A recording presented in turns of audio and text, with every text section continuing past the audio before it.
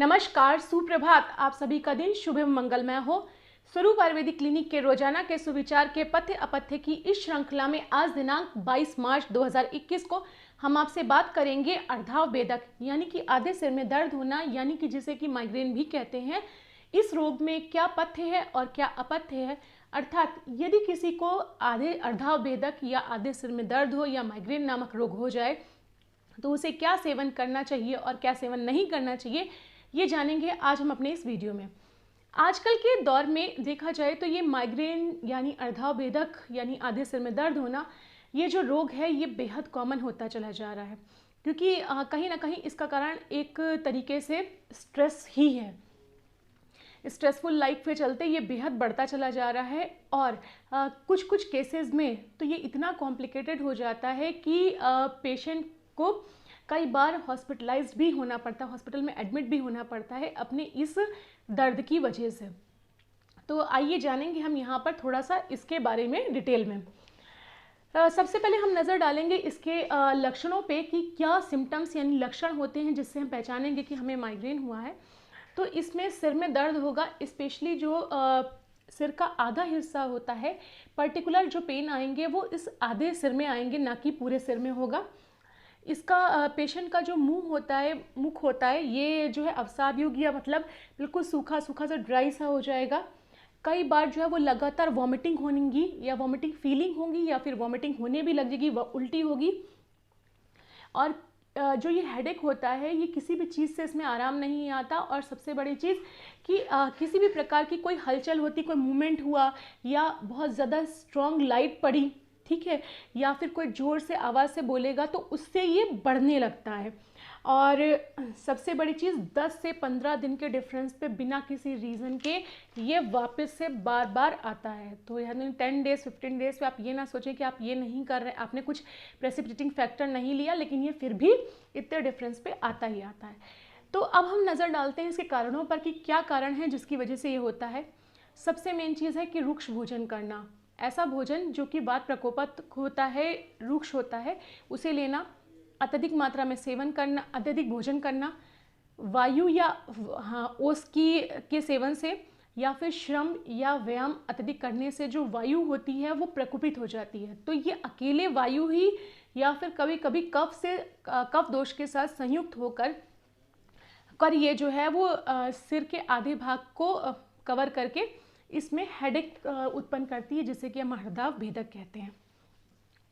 इसमें क्या होता है कि पेशेंट के साथ मतलब वॉमिटिंग लगती है, प्लस आधे सिर में दर्द होता है, आई में पेन आने लगता है, पेन जो है वो रेडिएट करता है, नीचे कान के अंदर दर्द होने लगता है, यहाँ पे नेक के पीछे हिस्से में दर्द होता है। ये सारे लक्षण इसमें मिलते हैं। इसमें अपथ्य जो बताया गया है, यानी किन चीज़ों का हमें सेवन नहीं करना चाहिए, उनमें आता है कि गुरु आहार ना लीजिए, हैवी फूड बहुत ज़्यादा ना लीजिए, रुक्ष आहार नहीं लेना है, आपको हल्का भोजन मतलब रुक्ष नहीं लेना जिससे कि वात का प्रकोप हो। कटु रस वाले यानी जो चरपरे होते हैं पदार्थ, उनका सेवन बिल्कुल मत करिए, ये पित्त प्रकोपक होते हैं, उससे जो है ये बढ़ता है। अत्यधिक श्रम करने से बढ़ेगा, अत्यधिक धूप का सेवन करने से बढ़ता है। अगर आपको माइग्रेन है तो ध्यान रखिए कि आप बहुत ज़्यादा धूप के सेवन से बचिए, और अगर आप धूप में निकल ही ना ही आपको हो रहा है तो आप पहले बहुत सारा पानी पी लीजिए, उसके बाद आप धूप में जाइए।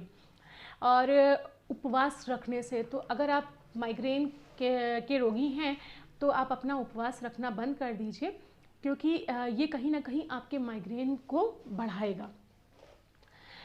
दूसरी चीज़ कि अब हम जानेंगे इसके बारे में कि हमें अगर माइग्रेन है किसी को तो इसे क्या सेवन करना चाहिए जिससे माइग्रेन जो ये रोग है ये काफ़ी हद तक ठीक हो जाए और दबा रहे। लघु आहार, हल्का या सुपाच्य भोजन का सेवन करें जो आसानी से पच जाए। स्निग्ध भोजन लेना चाहिए और मधुर रस वाले द्रव्यों का सेवन करिए। प्रतिदिन 2-2 बूंद गाय का घी, कहीं से भी आपको गाय का घी मिल जाए तो 2-2 बूंद गाय का घी आपको हल्का सा गुनगुना करके, मैंने कहा हल्का सा गुनगुना करना है, ना गर्म करना है ना ठंडा डालना है।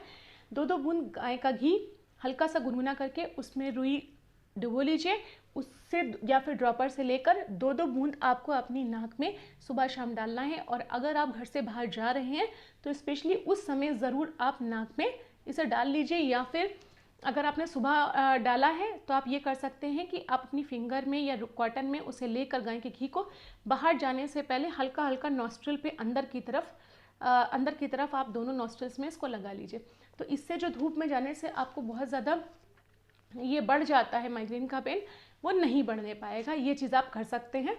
दूसरी चीज़, दूध में जो है वो दूध में शक्कर डालकर आपको, या फिर नारियल का पानी, इस कंडीशन में बहुत अच्छा होता है ये शीतल ठंडा पानी, ये आप इसको पीने के लिए लीजिए। मतलब दूध में आपको शक्कर डाल के लेनी है या फिर नारियल का पानी या फिर ठंडा पानी, इसमें बेहद ज़्यादा फ़ायदेमंद होता है।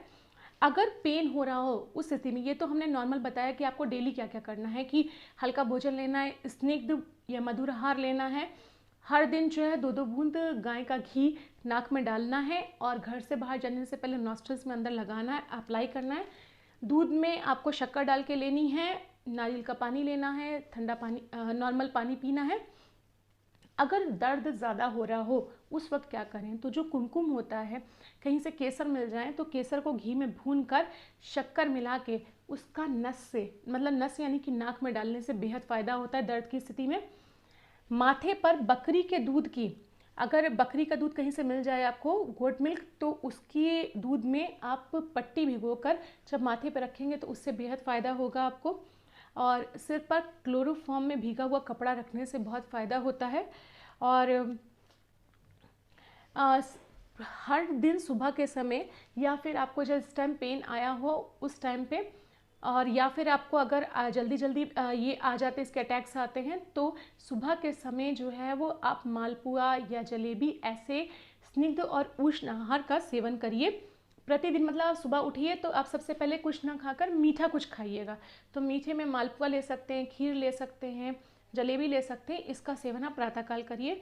और मैंने पहले भी कहा था, दूध में मिश्री मिलाकर या चीनी मिलाकर डेली लीजिए। तो ये कुछ चीज़ें हैं जो आप अगर डेली रूटीन में, जैसे मैंने आपको बताया कि आपको सुबह उठकर सबसे पहले कुछ भी मीठा यानी कि जलेबी खा लीजिए 1-8 पीस, या फिर आप मालपुआ ले लीजिए या खीर ले लीजिए। और घर से बाहर निकलने से पहले नॉस्ट्रल्स में आपको जो है वो गाय का घी हल्का सा अप्लाई करना है।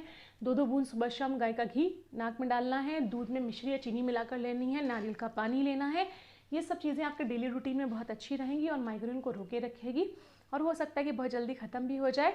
और अगर दर्द हो रहा हो तो कुमकुम यानी केसर को घी में भून के मिश्री मिलाकर नाक में डालिए, या फिर बकरी के दूध में कोई भी पट्टी वगैरह भिगो के माथे पे रखें, या क्लोरोफॉर्म में कहीं से मिल सकता हो तो उसमें पट्टी भिगोकर माथे पर रखने से बेहद ज़्यादा फ़ायदा मिलता है। तो यहाँ मैंने आपको बताई कुछ 2-4 चीज़ें, जिन्हें अगर आप अपने रूटीन में शामिल कर दें तो अगर आपको माइग्रेन का पेन शुरू हुआ है तो वो ज़्यादा बढ़ने नहीं पाएगा, और हो सकता है कि समय रहते जल्द से जल्द ठीक हो जाए।